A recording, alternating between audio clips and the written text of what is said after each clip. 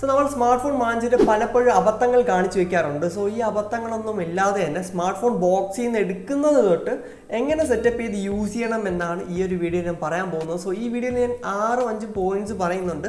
So ആ ഒരു points ഒക്കെ നിങ്ങൾ റിമെമ്പർ ചെയ്ത് വെക്കുക. നിങ്ങൾ ഇനി ഒരു സ്മാർട്ട് ഫോൺ മേടിക്കുമ്പോൾ അല്ലെങ്കിൽ നിങ്ങളിപ്പോൾ ഒരു സ്മാർട്ട് ഫോൺ യൂസ് ചെയ്യുന്ന ഒരാളാണെങ്കിൽ ഇങ്ങനെ എന്തെങ്കിലും മിസ്റ്റേക്സ് ചെയ്യുന്നുണ്ടെങ്കിൽ അതൊന്ന് തിരുത്തുക. സോ വീഡിയോ അവസാനം കാണാം, വീഡിയോ സ്റ്റാർട്ട് ചെയ്യാം. സോ ഫസ്റ്റ് പോയിന്റ് എന്ന് പറഞ്ഞാൽ സ്മാർട്ട് ഫോൺ 4-5 മണിക്കൂറൊക്കെ സ്മാർട്ട് ഫോൺ ചാർജർ കണക്ട് ചെയ്തിടുക. ഇപ്പോഴത്തെ സ്മാർട്ട് ഫോൺ എന്നൊക്കെ പറയുമ്പോൾ 100% ആകുമ്പോൾ തന്നെ അതിൻ്റെ ചാർജിങ് കട്ടാവുന്നതാണ്. അതായത് ഇപ്പോൾ നിങ്ങൾ ചാർജർ കണക്ട് ചെയ്തിട്ടെന്നൊന്നും പറഞ്ഞ് ചാർജ് കൂടുതൽ കയറത്തൊന്നുമില്ല. 100 ആകുമ്പോൾ തന്നെ ചാർജിങ് കട്ടാവുന്നതാണ്. സോ അതുകൊണ്ട് തന്നെ 4-5 മണിക്കൂർ കൊടുക്കണം എന്നൊന്നും ഇല്ല. നിങ്ങളുടെ സ്മാർട്ട് ഫോൺ ഇപ്പോൾ ബോക്സിൽ നിന്ന് എടുക്കുമ്പോൾ 80% ഉണ്ട് അല്ലെങ്കിൽ 60% ഉണ്ടെങ്കിൽ തന്നെ നിങ്ങൾക്ക് അത് യൂസ് ചെയ്യാം. നോർമൽ യൂസ് ചെയ്യുമ്പോൾ യൂസ് ചെയ്യാം. ചാർജ് ലോ ആകുമ്പോൾ മാത്രം ചാർജ് ചെയ്യാൻ കൊടുത്താൽ മതിയാവും. എന്നാൽ ഈ 4-5 മണിക്കൂർ ചാർജറിൽ കണക്ട് ഇടണം എന്ന് പറയുന്നത് പഴയ സ്മാർട്ട് ഫോൺസിലാണ്. അതായത് ഈ ബാറ്ററി റിമൂവബിളൊക്കെ വന്നുകൊണ്ടിരുന്ന ടൈം ഉണ്ടല്ലോ, ആ ഒരു ടൈമിലുള്ള സ്മാർട്ട് ഫോൺസിനാണ് 4-5 മണിക്കൂർ ചാർജ് ചെയ്യാൻ ഇടണമെന്ന് പറയുന്നത്. എന്നാൽ ഇപ്പോഴത്തെ സ്മാർട്ട് ഫോണിനെല്ലാം ലിഥിയം പോളിമർ ബാറ്ററീസ് ആയതുകൊണ്ട് തന്നെ അതിനങ്ങനെ ഒരു ഇഷ്യൂ വരുന്നില്ല. 100 വരെ ചാർജ് ചെയ്താൽ മതിയാവും. ഇപ്പോൾ ചാർജ് ഉണ്ടെങ്കിൽ യൂസ് ചെയ്ത് തുടങ്ങാവുന്നതാണ്. സോ സെക്കൻഡ് പോയിന്റ് എന്ന് പറയുന്നത് നിങ്ങളുടെ സ്മാർട്ട് ഫോണിലുള്ള എല്ലാ ഫീച്ചേഴ്സും വർക്ക് ആവുന്നുണ്ടെന്ന് ഉറപ്പുവരുത്താം. സോ ഇതെങ്ങനെ ഉറപ്പുവരുത്താം? നിങ്ങൾ ഇതുപോലത്തെ ടെക് ചാനൽസ് ഫോളോ ചെയ്യുക. അതായത് നമ്മളെ പോലത്തെ ചാനൽസ് സബ്സ്ക്രൈബ് ചെയ്യുക. എങ്കിൽ നമ്മൾ വീഡിയോസ് അപ്ലോഡ് ചെയ്യുമ്പോൾ നിങ്ങൾക്ക് നോട്ടിഫിക്കേഷൻ ആയിട്ട് ലഭിക്കുന്നതാണ്. അതിന് ബെല്ലൈക്കൺ കൂടെ ഓൾ എനേബിൾ ചെയ്ത് വെക്കുക.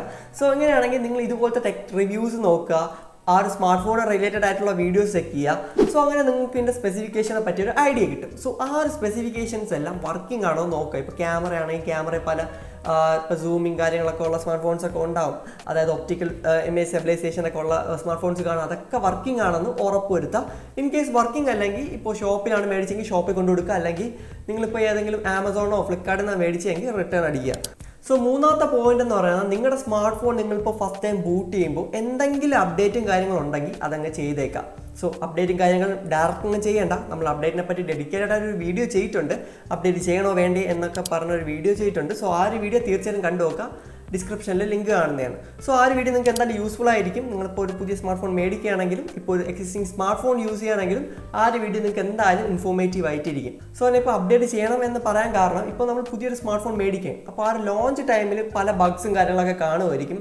സോ ആ ഒരു ബഗ്സൊക്കെ കമ്പനി പിന്നെയായിരിക്കും അതങ്ങ് മനസ്സിലാക്കുന്നതും അതിനുള്ള ഫിക്സസ് വരുന്നതും. സോ ബഗ്സൊക്കെ ഫിക്സ് ചെയ്യാൻ വേണ്ടി കമ്പനീസ് പുതിയ അപ്ഡേറ്റ് ഇറക്കുന്നതാണ്. സോ അതുകൊണ്ട് തന്നെ ഫോൺ ബൂട്ട് ചെയ്യുമ്പോൾ എന്തെങ്കിലും അപ്ഡേറ്റോ കാര്യങ്ങളോ ഉണ്ടോ എന്ന് ഉറപ്പുവരുത്താം. ഫോർത്ത് പോയിന്റ് എന്ന് പറഞ്ഞാൽ നിങ്ങളുടെ സ്മാർട്ട് ഫോൺ പുതിയതായിട്ട് മേടിക്കുന്ന സ്മാർട്ട് ഫോൺ ഇപ്പോൾ റിയൽമി, ഷവോമി അങ്ങനത്തെ ഏതെങ്കിലും സ്മാർട്ട് ഫോൺ ബ്രാൻഡ് ആണെങ്കിൽ നിരവധി ബ്ലോട്ട് വേസ് കാണുന്നതായിരിക്കും. സോ ആ ഒരു ബ്ലോട്ട് വേസ് എല്ലാം അൺഇൻസ്റ്റാൾ ചെയ്ത് കളയാം. നിങ്ങൾക്ക് ഇൻ കേസ് യൂസ് ഇല്ലാത്തൊരു ആപ്ലിക്കേഷൻ ആണെങ്കിൽ അൺഇൻസ്റ്റാൾ ചെയ്ത് കളയാം. പിന്നെ നിങ്ങൾക്ക് ആ യൂസ് വരികയാണെങ്കിൽ പ്ലേ സ്റ്റോറിൽ നിന്ന് ഇൻസ്റ്റാൾ ചെയ്താൽ മതിയല്ലോ. സോ അതുകൊണ്ട് തന്നെ ബ്ലോട്ട് വേസും കാര്യങ്ങളും അൺഇൻസ്റ്റാൾ ചെയ്ത് കളയുക. പിന്നെ ചില സ്മാർട്ട് ഫോൺസിൽ ഈ ഹോട്ട് ഗെയിംസ്, ഹോട്ട് ആപ്സ് എന്നൊക്കെ പറഞ്ഞ് പല ബ്ലോട്ട് വെയറും വരുന്നുണ്ട്. സോ അതൊക്കെ ഡിസേബിൾ ചെയ്ത് കളയുക. അൺഇൻസ്റ്റാൾ ചെയ്യാൻ പറ്റിയില്ലെങ്കിലും സോ അതൊക്കെ അങ്ങ് ഡിസേബിൾ ചെയ്ത് കളയാം.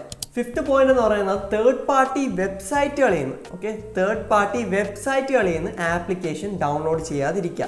ഇപ്പോൾ പലരും വാൻസ് യൂട്യൂബ് അല്ലെങ്കിൽ GB വാട്സപ്പ് അങ്ങനത്തെ ആപ്ലിക്കേഷൻസ് ഒക്കെ യൂസ് ചെയ്യുന്നുണ്ട്. അല്ലെങ്കിൽ ഈ പ്ലേ സ്റ്റോറിൽ പെയ്ഡ് ആയിട്ടുള്ള ആപ്ലിക്കേഷൻസിൻ്റെ മോഡ് ആപ്ലിക്കേഷൻസ് ഒക്കെ പലരും തേർഡ് പാർട്ടി വെബ്സൈറ്റിൽ നിന്ന് ഡൗൺലോഡ് ചെയ്യുന്നുണ്ട്. എന്നാൽ ഇതിനൊക്കെ ഒരു പ്രശ്നം എന്ന് പറയുന്നത് ഇപ്പോൾ നിങ്ങളൊരു ബാങ്കിങ് ആപ്ലിക്കേഷനാണ് ഇപ്പോൾ ജിപേ, ഗൂഗിൾ പേ തന്നെ യൂസ് ചെയ്യുന്ന ഒരാളാണെങ്കിൽ പോലും ഇങ്ങനത്തെ ആപ്ലിക്കേഷൻസ് യൂസ് ചെയ്യില്ല. കാരണം നിങ്ങളുടെ പേഴ്സണൽ ഇൻഫോർമേഷൻ ഇവർക്ക് എടുക്കാനുള്ള ഒരു ലൂപ്പാണ് നിങ്ങൾ ഈ ഒരു ആപ്ലിക്കേഷൻ ഇൻസ്റ്റാൾ ചെയ്യുന്നതിലൂടെ അവർക്ക് പറ്റുന്നത്. ഇപ്പോൾ അവർക്ക് എന്ത് പേഴ്സണൽ ഡേറ്റ വേണോ നിങ്ങളുടെ ഫോണിൽ നിന്ന് എടുക്കാനുള്ള പെർമിഷൻ നിങ്ങൾ ആ ഒരു ആപ്ലിക്കേഷൻസ് ഇൻസ്റ്റാൾ ചെയ്യുമ്പോൾ കൊടുക്കാറുണ്ട്. ഇപ്പോൾ യൂട്യൂബ് ആഡ്സ് ഒക്കെ നോക്കുകയാണെങ്കിൽ തന്നെ ആഡ് ഇല്ലാതൊക്കെ കാണാൻ പറ്റുമെങ്കിലും ഒട്ടും സേഫ് ആയിട്ടുള്ള ഒരു ആപ്ലിക്കേഷൻ അല്ല. അതുകൊണ്ട് തന്നെ ഇങ്ങനത്തെ ആപ്ലിക്കേഷൻസ് ഒന്നും നിങ്ങളുടെ പുതിയൊരു സ്മാർട്ട് ഫോൺ മേടിക്കുമ്പോൾ യൂസ് ചെയ്യാതിരിക്കുക. സോ ഒരു അഡീഷണൽ ടിപ്പ് എന്ന് പറയുന്നത് നിങ്ങളിപ്പോൾ ഒരു സ്മാർട്ട് ഫോൺ പുതിയതായിട്ട് മേടിക്കുകയാണ്, അതിൻ്റെ കൂടെ കിട്ടുന്ന ചാർജറും ചാർജിങ് കേബിളും യൂസ് ചെയ്യുക. സോ ഈ ചാർജറും ചാർജിങ് കേബിളും യൂസ് ചെയ്യണമെന്ന് പറയാനുള്ള ഒരു കാരണം എന്ന് വെച്ചാൽ ഇപ്പോൾ നിങ്ങളുടെ സ്മാർട്ട് ഫോൺ എടുക്കുകയാണ്.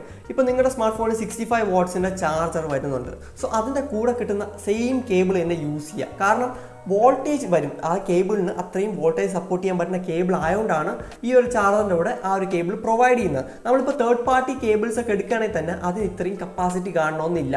മാത്രമല്ല നിങ്ങളിപ്പോൾ കേബിൾ മാത്രമല്ല നിങ്ങളിപ്പോൾ ചാർജർ തന്നെ എടുക്കട്ടെ, നിങ്ങളിപ്പോൾ ഒരു തേർഡ് പാർട്ടി ഒരു ഫോണിൻ്റെ ചാർജർ അടിച്ചു പോയി അത്രയും പൈസ കൊടുത്ത് മേടിക്കാൻ പറ്റില്ലെങ്കിൽ ഏതെങ്കിലും ലോക്കൽ ചാർജേഴ്സ് പൊതുവെ ആൾക്കാർ മേടിക്കാറുണ്ട്. എന്നാൽ അങ്ങനത്തെ ചാർജേഴ്സ് മേടിക്കാതിരിക്കുക. നിങ്ങളുടെ ഫോണിൻ്റെ ലൈഫിന് ഡേഞ്ചർ ആയിട്ടുള്ള ഒരു കാര്യമാണ്. കാരണം നമുക്ക് പറയാൻ പറ്റത്തില്ല ഇതിനൊക്കെ എത്ര ക്വാളിറ്റിയുള്ള കമ്പോണൻസ് വെച്ചാണ് ഈ ഒരു ചാർജർ മാനുഫാക്ചർ ചെയ്തിരിക്കുന്നതെന്ന്. സോ അതുകൊണ്ട് തന്നെ നല്ല ക്വാളിറ്റി ചാർജേഴ്സ് യൂസ് ചെയ്യുക. മാത്രമല്ല ഫോൺ ഇപ്പോൾ പുതിയതായിട്ട് മേടിക്കുന്നെങ്കിൽ അതിൻ്റെ കൂടെ കിട്ടിയ ചാർജറും കേബിളും യൂസ് ചെയ്യുക.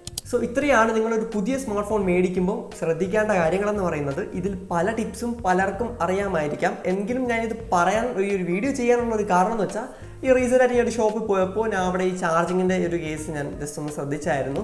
സോ അതുകൊണ്ടാണ് ഞാൻ ഇങ്ങനെ ഒരു വീഡിയോ ഡെഡിക്കേറ്റഡ് ആയിട്ട് ചെയ്തത്. സോ നിങ്ങൾക്ക് ആർക്കെങ്കിലും ഈ ഒരു ഇൻഫോർമേഷൻ ഇൻഫോർമേറ്റീവായി തോന്നിയിട്ടുണ്ടെങ്കിൽ തീർച്ചയായിട്ടും നമ്മുടെ ചാനൽ സബ്സ്ക്രൈബ് ചെയ്യുക. സോ പുതുതായിട്ട് സ്മാർട്ട് ഫോൺ മേടിക്കാൻ പോകുന്ന നിങ്ങളുടെ ഫ്രണ്ട്സോ റിലേറ്റീവ്സ് ആരെങ്കിലും ഉണ്ടെങ്കിൽ അവർക്ക് ഈ വീഡിയോ തീർച്ചയായിട്ടും ഷെയർ ചെയ്ത് കൊടുക്കുക. അടുത്തൊരു വീഡിയോ കാണുമ്പോഴേക്കും this is Abhishek JP. Good bye.